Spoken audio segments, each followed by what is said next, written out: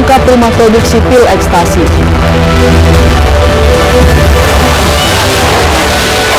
Tiga rumah ludes terbakar. Tertimpa kren, pekerja drainase tewas.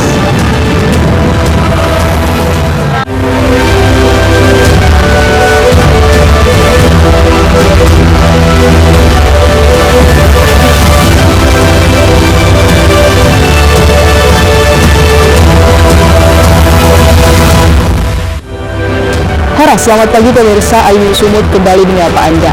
Selain 3 informasi utama tadi, kami juga akan menyajikan sejumlah informasi menarik untuk Anda. Bersama saya, Tania Sianipar, inilah Ayu Sumut selengkapnya.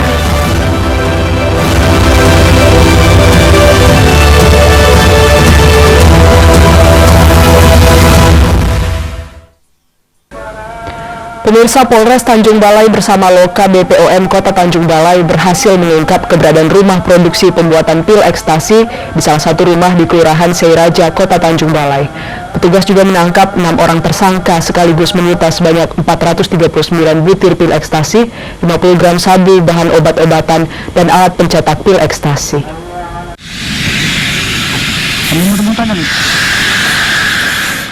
Kepolisian Resort Tanjung Balai bekerjasama dengan Loka POM Kota Tanjung Balai berhasil mengungkap peredaran pil ekstasi yang dibuat di salah satu rumah yang berada di Kelurahan Seiraja, Kota Tanjung Balai, Sumatera Utara pada tanggal 22 September lalu. Di lokasi yang sama, polisi juga mengamankan sebanyak 6 orang tersangka yang diduga merupakan pembuat dan pengedar barang haram ini. Tidak hanya 6 tersangka, 2 orang tersangka lainnya yang berada di dalam lapas pun turut diamankan karena terlibat sebagai perantara jual beli. Menurut Kapolres Tanjung Balai, AKBP Ahmad Yusuf Afandi, pengungkapan ini berawal dari kontrol delivery yang dilakukan petugas atas adanya obat-obat yang dilarang edar masuk melalui jasa pengiriman barang. Benar saja, setelah dibuntuti dan digrebek, petugas menemukan barang obat-obatan terlarang. Adapun barang bukti yang disita berupa 439 butir pil ekstasi, 50 gram sabu, heksimer, zat pewarna, serta alat peracik dan pencetak pil ekstasi. Awalnya kami bersama pihak BPOM mendapatkan informasi bahwa akan ada pengiriman dari Jakarta obat yang tidak memiliki izin edar. Dalam hal ini adalah obat heksimer melalui pos yang dipesan melalui aplikasi Shopee.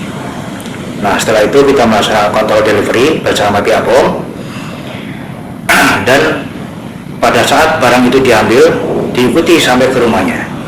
Begitu di rumah, langsung kita laksanakan penggeledahan dan ternyata ditemukan barang bukti berupa sabu-sabu, kemudian dan alat-alat lain, bahan-bahan lain yang diduga keras bahwa ini adalah untuk produksi ilegal atau rumah produksi ilex atau pil ekstasi. Peredaran pil ekstasi rumahan ini diolah setelah adanya pembeli melakukan pemesanan kepada tersangka yang ada di dalam lapas, kemudian diteruskan ke bagian produksi pil ekstasi.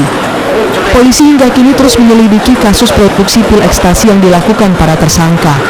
Atas perbuatannya, tersangka terancam hukuman maksimal 20 tahun kurungan penjara. Dari Asahan, Ulul Amri, iNews melaporkan.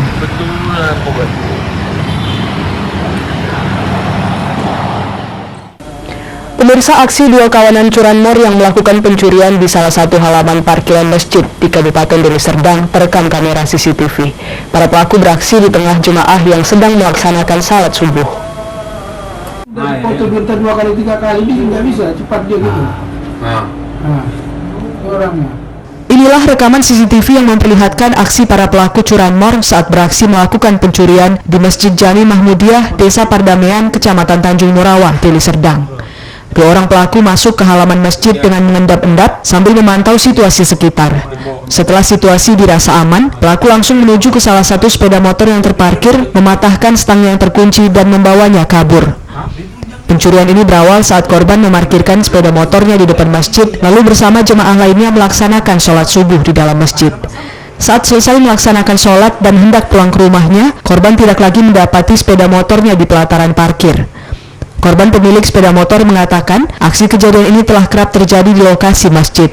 Bahkan dalam kurun waktu 1 tahun, kejadian serupa sudah 3 kali terjadi. Kita sedang sholat subuh, ya kan? keluar dari sholat udah nggak ada kereta itu. Jadi mengetahui sepeda motor bapak nggak ada lagi tuh melihat CCTV ya gitu ya? Enggak, ya saya sendiri udah keluar, tengok udah nggak ada, kan mau pulang, tengok udah nggak ada lagi kereta. Terus nengok CCTV kita gitu. Ada ya, pertama dia kan nengok di sini, nah udah itu nengok apa? Ban depan, ada pula nggak saya gembok betulan, nggak saya gembok, nah, ditunjangnya lah stang itu tunjang stang itu sampai patah mungkin kan, itu disorong terus keluar, itulah. Korban mengaku telah membuat laporan ke pihak kepolisian dan berharap sepeda motornya dapat ditemukan kembali. Dari Deli Serdang, Rizky Fauzan, iNews melaporkan. Pemirsa, seorang kakek berusia 62 tahun babak belur dihajar warga setelah diduga mencabuli anak perempuan yang masih duduk di kelas 3 sekolah dasar, sekaligus anak tetangganya sendiri. Peristiwa yang terjadi di Kecamatan Patumbak, Kabupaten Deli Serdang ini pun masih dalam penyelidikan polisi.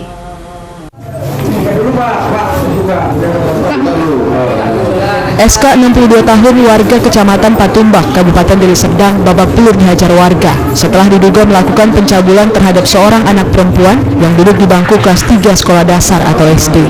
Pihak keluarga korban juga tidak menyangka dengan kejadian ini. Pasalnya selama ini pelaku diketahui dalam kondisi lumpuh dan hanya mengandalkan kursi roda untuk beraktivitas. Namun tetap saja nekat melakukan pencabulan terhadap korban yang merupakan anak tetangganya sendiri. Peristiwa yang terjadi pada Sabtu malam di rumah pelaku ini bermula pada saat korban yang melintas di depan rumah pelaku. Korban lalu dipanggil pelaku dan diiming-imingi sejumlah uang untuk mengajak korban masuk ke dalam rumahnya dan mengunci pintu, selanjutnya mencabuli korban. Mengetahui peristiwa ini, orang tua korban pun langsung melaporkan kejadian ini kepada kepala dusun dan bersama-sama dengan warga lainnya lalu mendatangi dan menghajar pelaku hingga babak belur.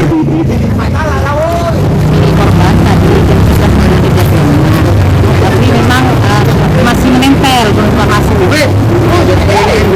Dan baru sekali Dimasak sama warga ya? Nah, itu juga tidak kami tahan. Kami di sini sudah ramai masa, makanya kami telepon orang. Jadi sekarang udah diserahkan ke polsek gitu kan? Sudah kita amankan ke polsek. Pada warga, pelaku tidak mengakui perbuatannya. Namun polisi yang turun ke lokasi tetap saja mengamankan pelaku ke kantor polisi.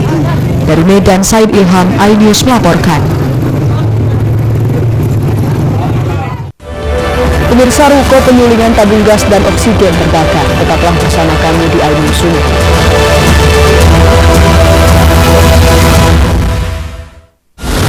Menyoroti kecurangan, TTS ini bukan soal itu digunakan, itu fakta yang akan berapa. menyuarakan keadilan, Melarikan diri melalui sungai. Wilayah tidak tersentuh oleh negara. laporan mendalam dan eksklusif. Saya akan tunjukkan kepada Anda. Mario Dandi, rebutan perempuan, gimana Ken? AT Plus setiap minggu pukul 8 pagi di iNews. Saya Aiman Caksono, saya akan mengupas tuntas malam ini. Saya akan kesempatan secara eksklusif. Bismillah, menuju teman 4 miliar dalam 1 jam itu tidak sulit. Betul. The Prime Show with Aiman setiap Rabu pukul 8:30 malam. Saya Prabowo Revolusi, kita berbagi cerita. Rupanya konspirasi itu ini. Iya. Apakah jadi capres? Kita setuju. Betulnya, saya ini untuk menjadi presiden dari rakyat. Konspirasi Prabu setiap Rabu pukul 9:30 malam.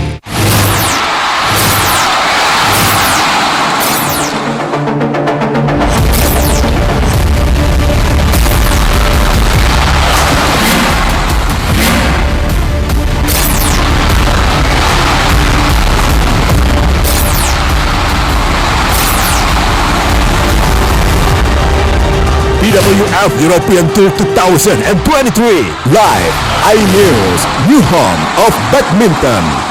Mengupas makna dan tafsir Al-Quran bersama ulama terkemuka tanah air. Kaum min kaum khairun minal yadis suflah. Nggak bakal bisa dibayar oleh dunia dan seisinya. Jelas, lugas untuk kehidupan sehari-hari. Di antara yang merusak hati adalah buruk sangka. Wa aqimus salah wa atuz zakat. itu pun sejajar dengan jihad fisabilillah. Cahaya Hati Indonesia, Sabtu dan Minggu pukul 12 siang di iNews. Hai, namaku Grini. Grini mau ajak teman-teman untuk menjaga bumi kita tercinta dari kerusakan.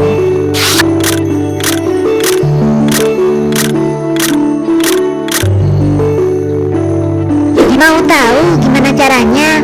Yuk, hemat energi teman-teman.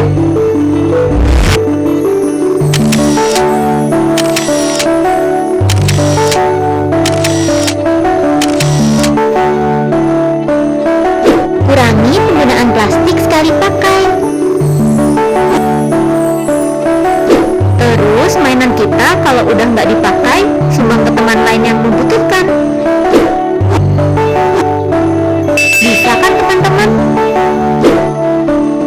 Yuk kita selamatkan bumi dari kerusakan untuk masa depan kita teman-teman.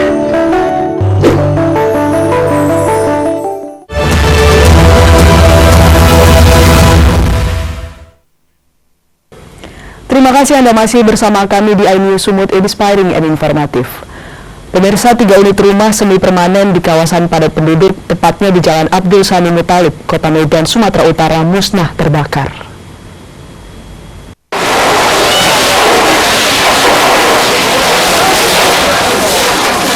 Terbakarnya 3 unit rumah di Jalan Abdul Sani Muthalib, Gang Ranting, Lingkungan 10, Kelurahan Terjun, Medan Marelan tersebut, 2 unit rumah diantaranya rumah Neng Wati diduga akibat arus pendek listrik.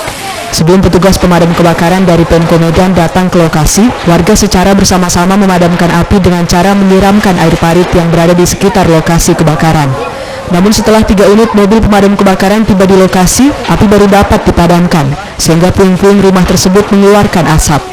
Neng Wati, pemilik 2 unit rumah yang terbakar, mengatakan saat kejadian dirinya sedang tidak berada di rumah. Namun saat pulang ke rumahnya, sudah dalam kondisi terbakar. Api baru dapat dipadamkan sekitar 2 jam setelah kejadian, setelah petugas pemadam kebakaran berikut armadanya diturunkan ke lokasi. Apa mulai kebakaran tadi, Kak? Dari siang, kan? Api berasal dari mana, Kak? Listrik di kamar. Listrik, ya? Rumah Kakak. Bagaimana dari kejadiannya, Pak? Saya nggak tahu pula tadi Pak, pas keadaan keluar. Oh. Tahu-tahu di kamar udah berasap. Oh, Kakak pulang kamar udah berasap, ya? Ada korban jiwa, Kak? Tidak ada, ya. Berapa rumah yang terbakar? 3 rumah. 3 rumah. Asal api diduga dari mana? Diduga dari dapur di belakang. Rumahnya kosong, ya? Rumahnya ada anaknya. Ada di dalam anaknya, tapi sempat keluar deh. Tidak ada korban jiwa dalam kejadian ini, namun petugas dari Polsek Medan Labuhan masih terus menyelidiki guna mencari tahu penyebab kebakaran. Dari Medan, Sumatera Utara, Rusli HR, iNews melaporkan.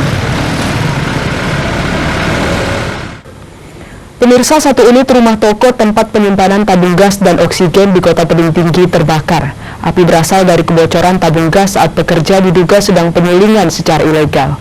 1 orang korban mengalami luka bakar dalam peristiwa kebakaran ini.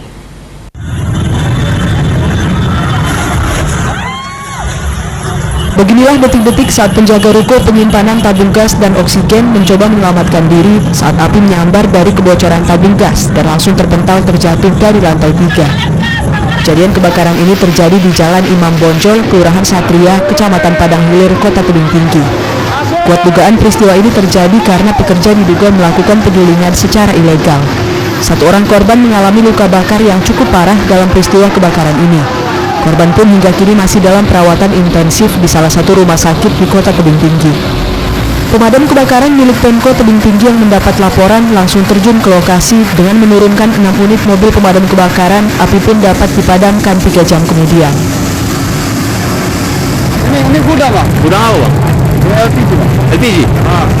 Jadi ada tadi sempat korban yang ikut kebakaran? Ada, Pak. Kalau kan lagi minum di belakang Pak. Jadi katanya apa betul diduga ada penyulingan di dalam gudang itu? Ada. Penyulingan mana? Jadi kebakaran ruko, di mana ruko ini adalah tempat penjualan gas dan mendadak, sehingga kita belum tahu pastinya penyebab kebakaran. Namun untuk sekarang ini Kita belum tahu pasti karena api masih ada, jadi belum bisa memastikan apa ada korban jiwa. Acuan pemilik ruko pun ditaksir menderita kerugian mencapai ratusan juta rupiah dan kini kasusnya sudah ditangani oleh pihak Polres Tebing Tinggi. Dari Kota Tebing Tinggi, Abdullah Sani Hasibuan, iNews melaporkan.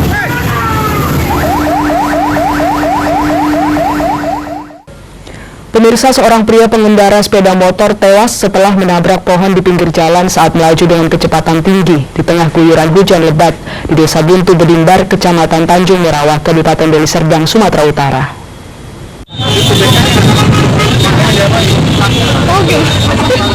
Inilah video amatir warga merekam terjadinya kecelakaan dan menewaskan satu orang pria dewasa di jalan lintas Bandara Kuala Namu di Desa Buntu Bedimbar, Kecamatan Tanjung Morawah, Kabupaten Deli Serdang, Sumatera Utara. Korban yang mengendarai sepeda motor bernomor polisi BK2663 MAS ini tewas di lokasi kejadian dengan kondisi luka parah di bagian wajah setelah sepeda motor yang dikendarainya menabrak pohon di pinggir jalan. Peristiwa ini terjadi saat turun hujan deras melanda Kecamatan Tanjung Morawah, Kabupaten Deli Serdang. Kuat dugaan pemicu kecelakaan karena korban melaju dengan kecepatan tinggi, kehilangan kendali, dan menabrak pohon.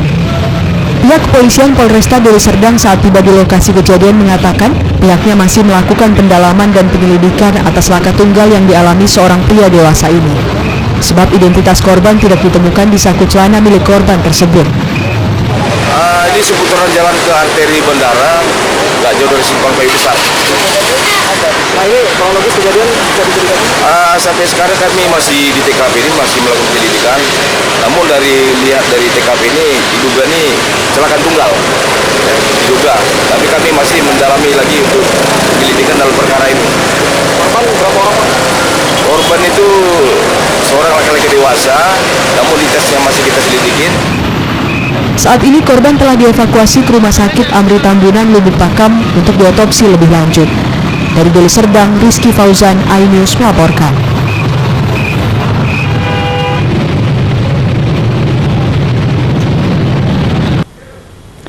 Pemirsa, dalam rangka memeriahkan ulang tahun PLN Nusantara Power ke-28 pada 3 Oktober 2023 dan Hari Listrik Nasional ke-78 PLN Nusantara Power APDK Pandan Minggu pagi menggelar kegiatan fun walk yang diikuti karyawan PLN UPDK Pandan beserta keluarga, Polri, pemerintah setempat, serta masyarakat umum.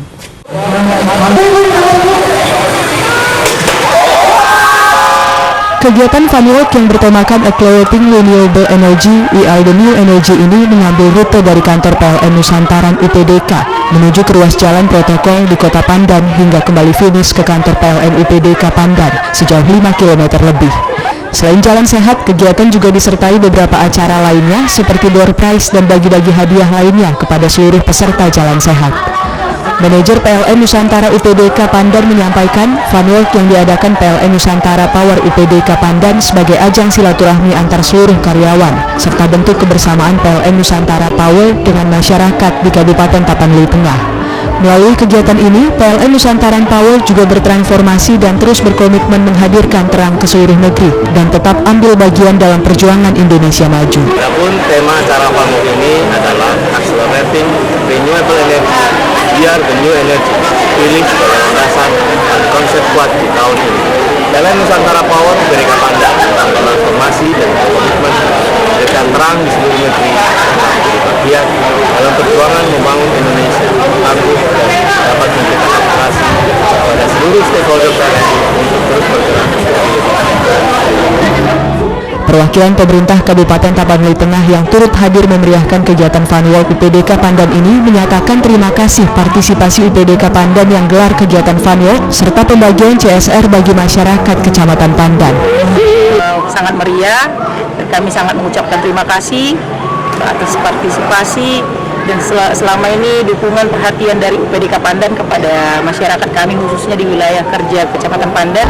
Seluruh kegiatan fun walk ini ditutup dengan pembagian hadiah kepada para peserta melalui door prize. Tak hanya itu, para peserta pun diajak menikmati makanan secara bersama-sama dengan seluruh jajaran karyawan PLN Nusantara Power UPDK Pandan. Dari Tapanuli Tengah, Raymond, iNews melaporkan. Pemirsa, evakuasi warga yang jatuh dan tertimpa bangunan. Tetaplah bersama kami di iNews.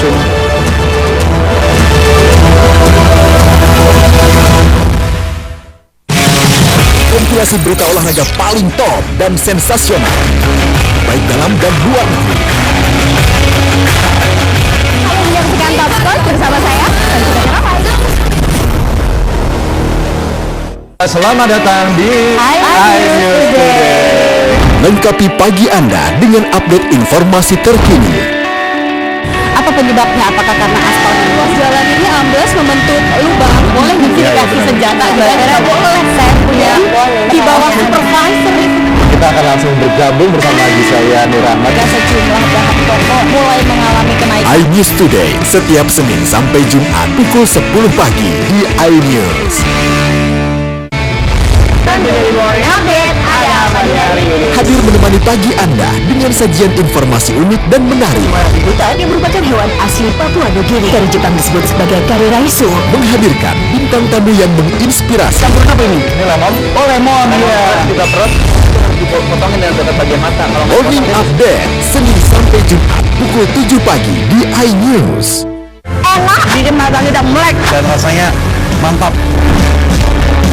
Mandi weekendmu bersama program kuliner spesial Kalaparan, eksplor gokil wisata kuliner, Hidden Gem. tempat makan yang jarang terekspos, Food Diary, mengupas sejarah kuliner dan viral. Ini enak banget. Saksikan kuliner spesial weekend Sabtu dan Minggu pukul 10 pagi di iNews.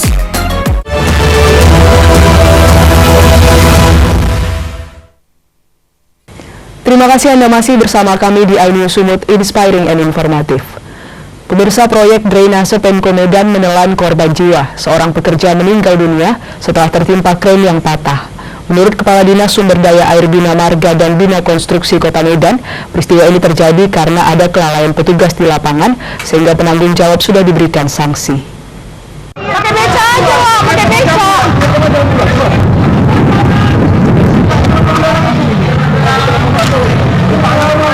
Inilah video viral seorang petugas pemasang Yudits dalam proyek pembangunan drainase Kota Medan terluka parah setelah tertimpa kren pengangkut material Yudits di kawasan Jalan Selamat, Kota Medan, Sumatera Utara. Dalam video yang diunggah di media sosial ini, pekerja tampak tergeletak dan mengalami luka serius di bagian kepala hingga warga sekitar dan rekan kerjanya berusaha memberikan pertolongan dengan melarikannya ke rumah sakit terdekat. Namun nyawa korban tidak tertolong. Kepala Dinas Sumber Daya Air Bina Marga dan Bina Konstruksi Kota Medan, Topan Ginting, menjelaskan peristiwa ini terjadi saat operator kren hendak menurunkan material Yudits dari atas mobil. Namun diduga adanya kelalaian sehingga membuat material Yudits terjatuh, sehingga kren pengangkut langsung menghantam kaca dan mengenai wajah operator kren. Pada saat kejadian, seluruh petugas juga tidak menggunakan alat pengaman keselamatan, sehingga dinas terkait memberikan teguran dan sanksi terhadap penanggung jawab lapangan. Kejadian yang kemarin itu bahwa ada lepasnya baut daripada lengan kren sehingga menyebabkan krennya lepas dan terbalik menimpa kepada si operator. Dan kita sudah tegur juga pada saat itu operator pelaksananya kita tegur karena operator tidak pada saat kejadian itu tidak menggunakan K3. Nah, makanya kita sudah tegur, sudah sampaikan teguran. Nah, untuk lain kali jangan seperti itu. Dan situ kita sudah sampaikan ini kepada pelaksana dan pelaksana bertanggung jawab terhadap semua kejadian tersebut. Terkait pihak keluarganya gimana Pak? Pihak keluarga sudah dilakukan mediasi dan menerima bahwa kejadian tersebut murni kecelakaan, bukan ada kesengajaan. Menurut Pemko Medan, peristiwa ini merupakan murni kecelakaan kerja. Saat ini lokasi kejadian pun sudah ditutup dan proyek dihentikan untuk sementara waktu. Dari Medan, Ahmad Ridho Nasution, iNews melaporkan. Pemirsa, tim penyelamatan damkar Kota Medan melakukan evakuasi terhadap seorang pria Parubaya yang terjatuh dan tertimpa reruntuhan bangunan dari ketinggian 4 meter. Proses evakuasi korban pun berlangsung dramatis.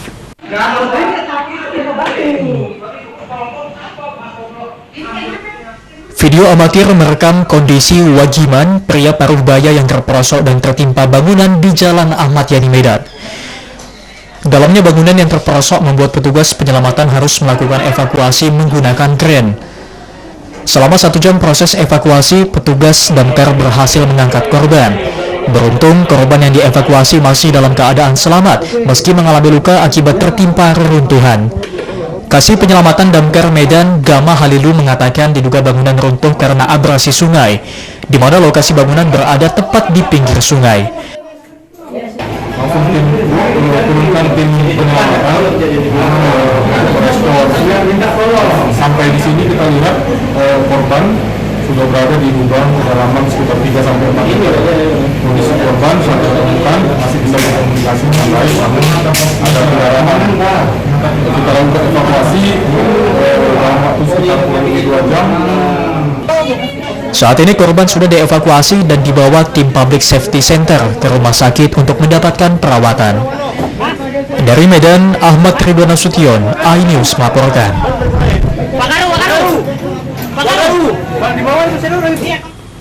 Pemirsa, Ketua DPP Perindo yang juga merupakan caleg Dapil 3 Sumatera Utara, Sortaman Saragih, menghadiri acara pelantikan pengurus Dewan Pimpinan Daerah Masyarakat Pertanian Organik Indonesia, Maporina, Kabupaten Simalungun, Sumatera Utara.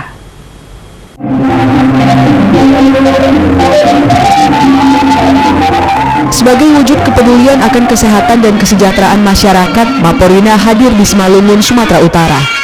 Melalui Maporina, diharapkan menjadi solusi setiap permasalahan pertanian di Kabupaten Simalungun. Untuk itu dibentuk kepengurusan Maporina.